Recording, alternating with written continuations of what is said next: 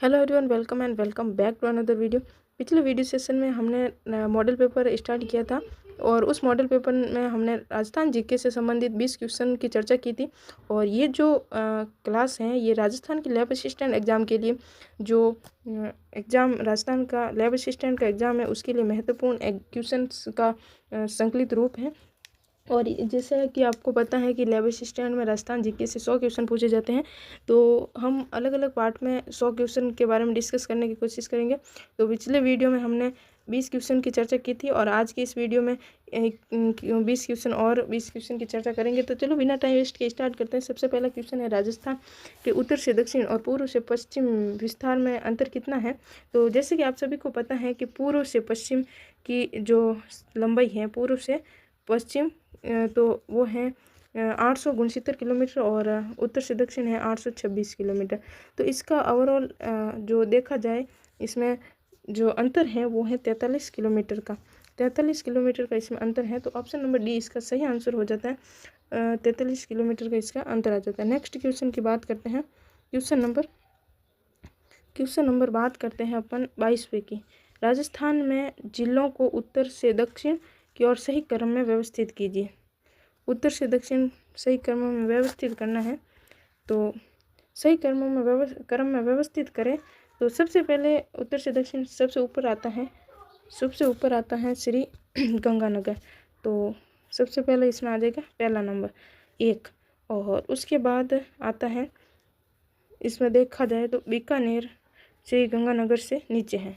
और उसके बाद बात करें तो उसके बाद है जोधपुर और उसके बाद अंतिम जालौर। तो इसमें सही मिलान करें तो ऑप्शन नंबर सी इसका राइट आंसर होता है। सबसे पहले श्री गंगानगर, उसके बाद बीकानेर, उसके बाद जोधपुर और उसके बाद जालौर। नेक्स्ट क्वेश्चन की चर्चा करें। राजस्थान का कौन सा भौगोलिक अंचल प्राचीनतम है। प्राचीनतम अंचल कौन सा है, तो जो अरावली पर्वतमाला है वो है विश्व की सबसे प्राचीन वलित पर्वत श्रेणी। और तो इसका जो ऑप्शन नंबर सी है सही आंसर हो जाता है।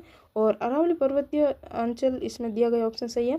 और अरावली पर्वतमाला की बात करते हैं तो ये लगभग 2,500 से 3,000 मिलियन वर्ष पूर्व होता है। 2,500 से 3,000 मिलियन लगभग ये पूर्व की है और ये राजस्थान के सबसे प्राचीन भाग कह सकते हैं। नेक्स्ट क्वेश्चन की बात करते हैं। क्वेश्चन नंबर 24 की बात करते हैं। कॉलम 1 में चोटियों को उनकी कॉलम सेकंड ऊंचाई के अनुसार मिलान करना है। तो सबसे पहले चोटियाँ दी हैं खोई, रघुनाथगढ़, तारागढ़, गुरु सीकर। तारागढ़ किला भी है एक, तारागढ़ अजमेर में है जो 885 अजमेर है। और तीसरे का ये आ जाता है, तो ये कौन से 3 में दिया हुआ है सेम, तो बाकी भी देखना पड़ेगा। गुरु सीकर जो कहाँ पर है, सिरोही में, जिसकी ऊंचाई कितनी है 1727 जो गुरु सीकर है 1727। ये ऑप्शन में सही नहीं दिया हुआ है, 1722 मीटर होता है। और इसके बाद बात करते हैं रघुनाथगढ़। ये रघुनाथगढ़ कहाँ पर है, ये रघुनाथगढ़ सीकर में है जो 1055 मीटर का है। इसके अलावा खोई जो 920 मीटर का होता है। तो इसका जो ऑप्शन नंबर सी देखें तो इसका सही आंसर हो जाता है। पहले में डी, दूसरे में सी, तीसरे में ए और चौथे में बी। नेक्स्ट क्वेश्चन की बात करते हैं।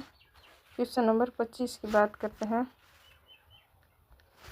25 क्या दिया है, राजस्थान में पश्चिमी विक्षोभों में वर्षा किन महीनों में होती है।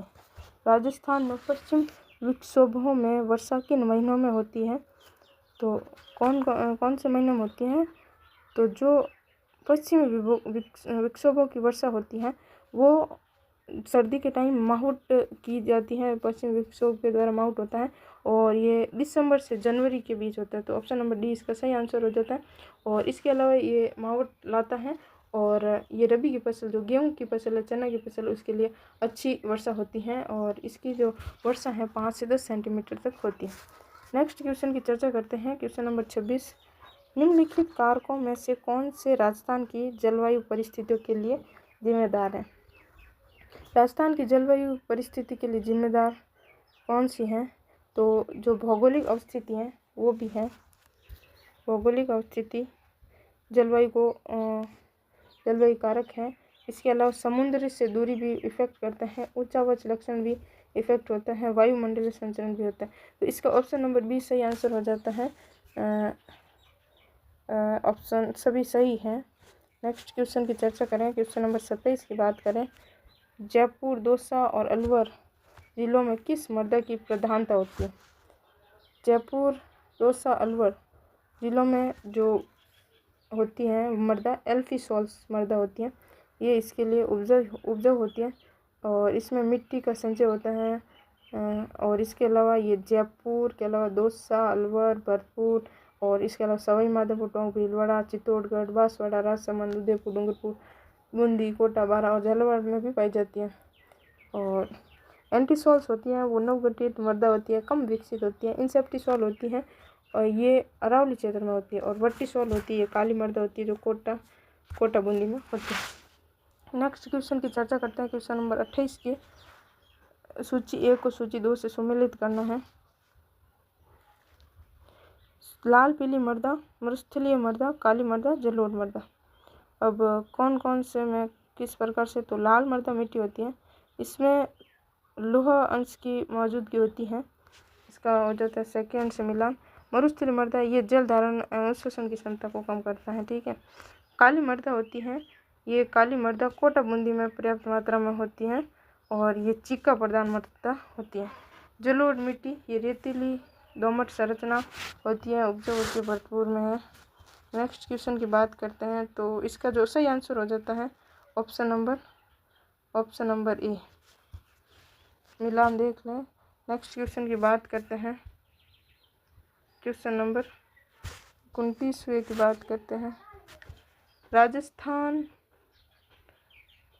की एक नदी जो अंत प्रवाह प्रणाली के अंतर्गत नहीं है, अंत प्रणाली के अंतर्गत नहीं है। अंत प्रणाली के अंतर्गत कौन सी नहीं है? तो जखम नहीं है। अंत प्रणाली के अंतर्गत कांतली नदी आती है, गग्गर नदी आती है, कांकनी नदी आती है, कांकनी नदी आती है। और तो इसका जो सही आंसर हो जाता है जखम, जो कि अंत प्रवाह प्रणाली नहीं है।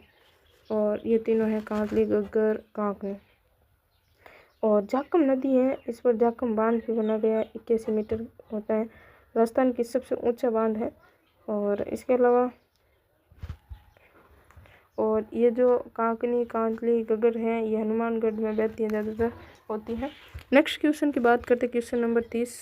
लूनी नदी क्रम का अधिकांश प्रवाह क्षेत्र राजस्थान में है। खारी नदी बनास नदी की सहायक नदी है। बनास नदी खमनोर की पहाड़ियों से निकलती है। तो इसका जो सही आंसर हो जाएगा, इसमें पूछा गया है कथन कौन कौन से सही कथन है। तो लूनी नदी का क्रम अधिकांश अफर क्षेत्र राजस्थान में, सही बात है। लूनी नदी का अधिकांश भाग राजस्थान में। और खारी नदी बनास नदी, ये भी सही है। खारी नदी बनास नदी की सहायक नदी खमनोर की पहाड़ियों से निकलती है, तो ये भी सही है। बनास नदी खमनोर की पहाड़ियों से निकलती है। तो इसके ऑप्शन नंबर बी में दिया हुआ है 1, 2, 3, तीनों भी सही है। नेक्स्ट क्वेश्चन की बात करते हैं। भारत की सबसे बड़ी शीतल पद खारे पानी की झील राजस्थान में है, निम्नलिखित में से कौन सी है? तो सबसे बड़ी खारे पानी की झील सांबर झील है, जो कहाँ पर स्थित है? जयपुर जिले के फुलरा तहसील में स्थित है, ठीक है। और सांबर झील का विस्तार जयपुर, डीडवाना, कुचामन, अजमेर जिले में है। और इसमें नमक उत्पादन लगभग 8.7% नमक उत्पादन होता है इसमें।